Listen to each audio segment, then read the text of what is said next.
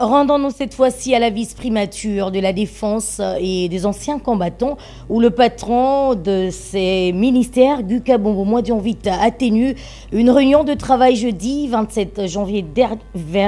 février dernier, allais-je dire, avec les officiers militaires de différentes unités de l'armée congolaise. Il était question pour le numéro 1 de la Défense nationale de procéder à la remise de directives ministérielles permanentes sur la gestion des FARDC aux différents responsables des structures et de commandement, mais aussi d'itinérance dans les garnisons afin de répondre aux normes des ambitions du chef de l'État Félix Antoine Tshisekedi.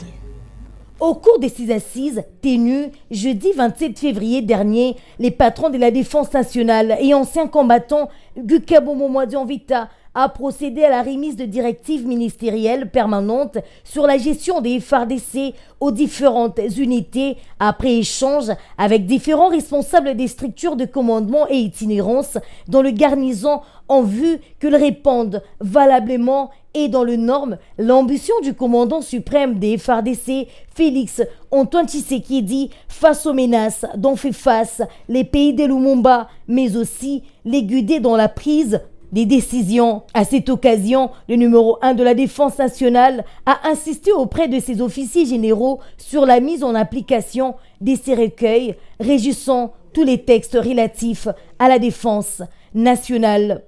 Il y a lieu de signaler que ces directives ministérielles permanentes s'y rapportent sur les recrutements des militaires au sein de forces armées de la République, sur l'orientation, la formation, l'acquisition des approvisionnements, l'entraînement militaire, l'organisation et la pratique des activités physiques et sportives, la gestion des ressources humaines, les catalogues des emplois au sein des FARDC, c'est-à-dire l'homme qu'il faut à la place qu'il faut, sur les signalements, l'avancement en grade et enfin sur les dégagements au sein des forces armées de la République démocratique du Congo.